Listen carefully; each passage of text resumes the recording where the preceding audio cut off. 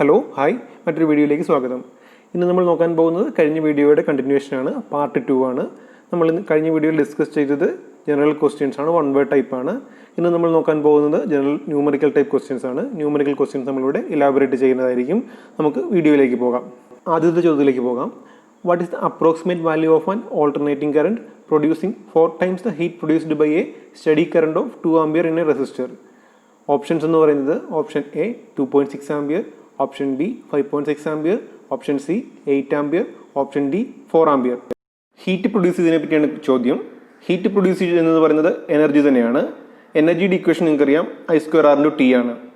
ഇവിടെ തന്നിരിക്കുന്നത് ഒരു സ്റ്റഡി കറണ്ട് 2 ആംപിയർ ഒരു സർക്യൂട്ടിൽ കൂടെ പോകുന്നു ഒരു 1 സെക്കൻഡിലേക്ക്. റെസിസ്റ്ററിൻ്റെ വാല്യൂ അറിയില്ല, നമ്മൾ R എന്ന് കൺസിഡർ ചെയ്യുന്നു. അപ്പോൾ സ്റ്റഡി സ്റ്റേറ്റിലുള്ള കറണ്ട് എന്ന് പറയുന്നത് 2 ആംപിയർ ആണ്. അപ്പോഴത്തെ എനർജി എന്ന് പറയുന്നത് 2² × R × 1, അതായത് 4R എന്ന് കിട്ടും. ഇനി നമ്മൾ കണ്ടുപിടിക്കേണ്ടത് ഈ എനർജിയുടെ 4 times എനർജി ജനറേറ്റ് ചെയ്യാൻ വേണ്ട ഓൾട്ടർനേറ്റിംഗ് കറണ്ടിൻ്റെ വാല്യൂ ആണ്. നമ്മളതിന് മൾട്ടിപ്ലൈ ചെയ്യുന്നു. ഈ AC എന്ന് പറയുന്നത് 4 × 4R, അതായത് 16R എന്ന് കിട്ടും. നമ്മൾ ഇക്വേഷൻ റീറൈറ്റ് ചെയ്യുകയാണെങ്കിൽ 4² × R × 1, അതെന്ന് പറയുന്നത് I²RMS × R × T ആണ്. അതായത് IRMS എന്ന് പറയുന്നത് 4 ആംപിയർ ആയിരിക്കും. അപ്പോൾ നമ്മുടെ ഉത്തരം എന്ന് പറയുന്നത് ഓപ്ഷൻ ഡി 4 ആംപിയർ ആണ്. അടുത്ത ചോദ്യം നോക്കാം. A 50 Hz AC current of peak value 1 ampere flows through the primary coil of a transformer. If the mutual inductance between primary and secondary coil is 1.5 Henry, the mean value of induced voltage is? Options എന്ന് പറയുന്നത് option A 300 volt, option B 225 volt, option C 150 volt, option D 75 volt.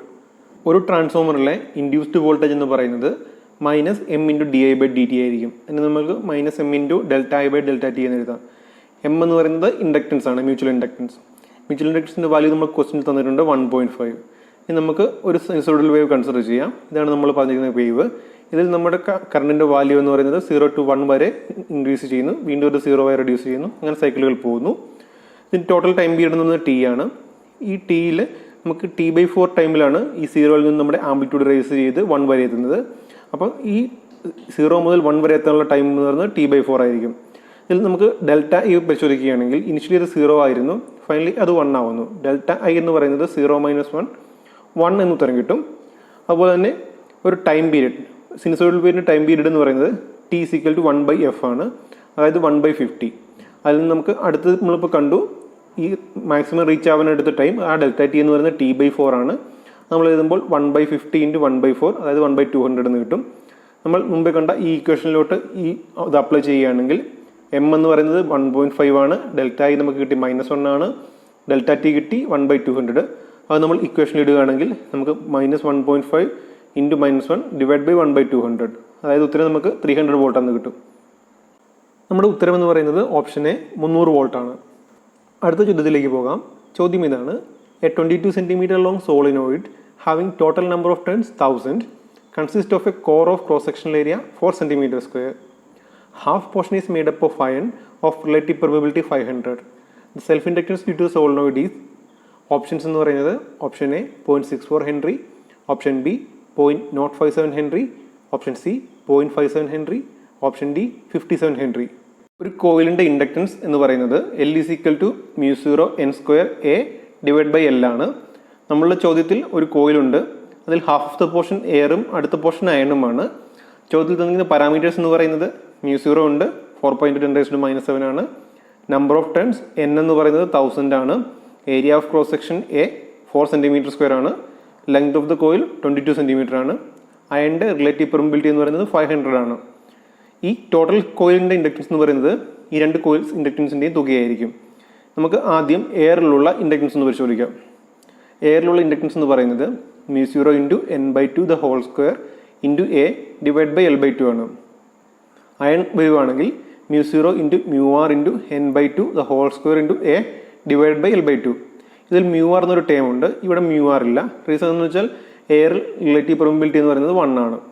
Total inductance എന്ന് പറയുന്നത് L iron + L air എന്ന് പറയുന്നത് μ0 n/2² × A / L/2 plus μ0 μr n/2² × A / L/2. ഇതിൽ നിന്ന് നമുക്ക് μ0 n/2 the whole square into a divided by L/2 പുറത്തെടുക്കുക into 1/μr. അപ്പോൾ നമ്മുടെ ഉത്തരം എന്ന് പറയുന്നത് ഇത് സോൾവ് ചെയ്യുമ്പോൾ കിട്ടുന്നത് 0.57 ഹെൻറി എന്ന ഉത്തരമായിരിക്കും. അപ്പോൾ നമ്മുടെ ഉത്തരം എന്ന് പറയുന്നത് ഓപ്ഷൻ സി 0.57 ഹെൻറിയാണ്. അടുത്ത ചോദ്യത്തിലേക്ക് പോകാം.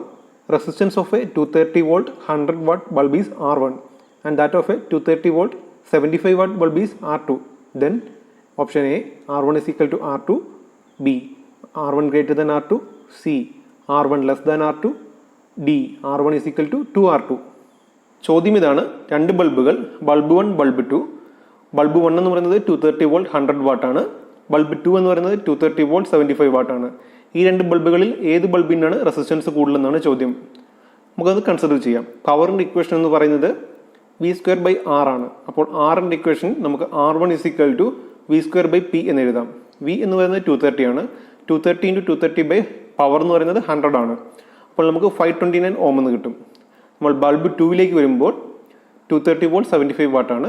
റെസിസ്റ്റൻസിൻ്റെ ഇക്വേഷൻ എന്ന് പറയുന്നത് 230 × 230 ഡിവൈഡ് ബൈ 75, അതായത് നമ്മൾക്ക് 705 ഓം എന്ന് കിട്ടും. ഇതിൽ നിന്ന് നമുക്ക് R2 ഗ്രേറ്റർ ദാൻ R1 എന്ന് കിട്ടും. അപ്പോൾ നമ്മുടെ ഉത്തരം എന്ന് പറയുന്നത് option C R1 less than R2. അടുത്ത ചോദ്യം നോക്കാം. അടുത്ത ചോദ്യം ഇതാണ്. A parallel plate capacitor has 15 microfarad capacitance. If the linear dimensions are doubled and the distance between the plates are also doubled, then the new value of capacitance would be option A 15 microfarad, option B 30 microfarad, option C 60 microfarad, option D 7.5 microfarad. നമുക്ക് ഒരു കപ്പാസിറ്ററിൻ്റെ capacitance എന്ന് പറയുന്നത് C is equal to epsilon A/D ആണ്.